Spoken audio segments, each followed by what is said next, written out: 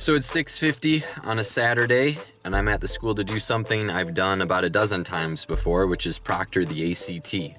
It's kind of a common reality of life as a teacher in America, is working on a Saturday to afford being a teacher in America.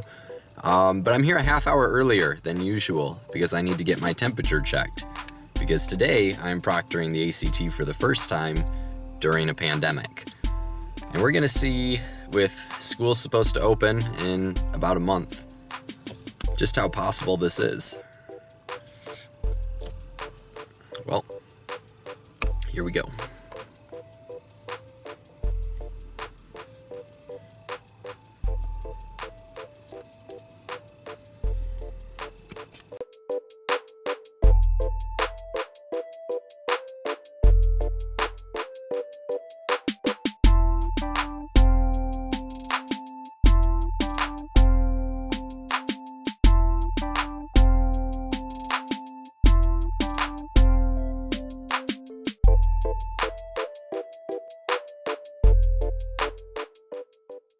So now I'm ready to proctor the exam, but I'm going to stop recording because I don't want the ACT to send assassins after me.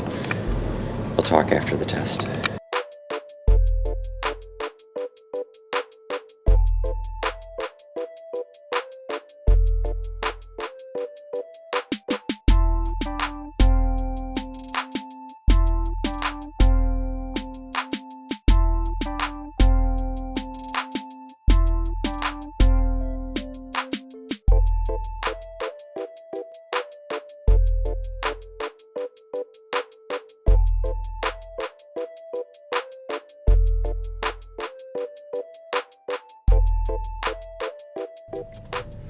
Alright, so I just finished proctoring the ACT during COVID-19.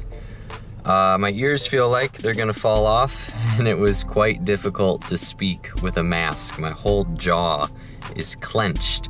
But it's something I could get used to. I certainly wouldn't have done it if we weren't wearing masks. I wouldn't teach in a school that wasn't wearing masks right now in the United States. So yeah, I mean, it was okay. But it was tough. It was tough, and it was only about 5 hours. And most of the students who take the ACT are pretty much adults, not 6th graders or 4th graders who are going to have a whole totally different set of struggles, and they don't know one another. They're all from all over the place, so there's no talking. It's pretty much the best behavior students are on all year is when they take the ACT or SAT. So to think of doing this every single day, it's scary. I think students and teachers will rise to the occasion. My concern is whether or not they should.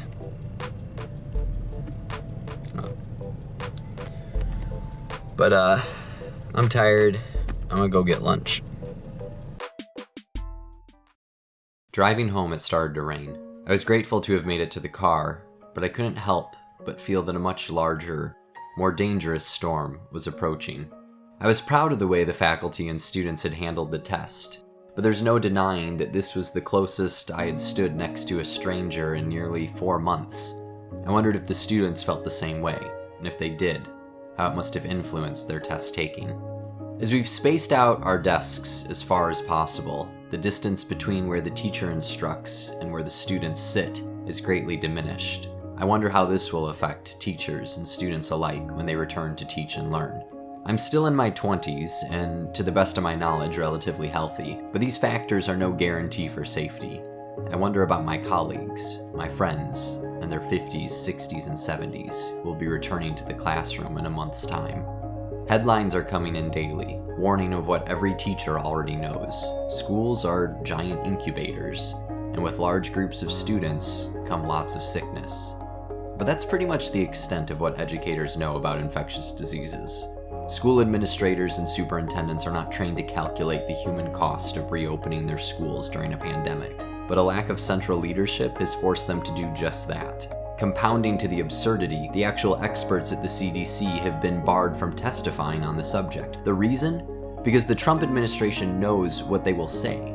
that returning to full in-person instruction, opening schools with less care than we reopened the local Applebee's, will have deadly consequences. When we return to school, I want to do so to teach, not to gamble the educational cost of human life. And I want my students to reflect on our own mortality through this sky, not through each other.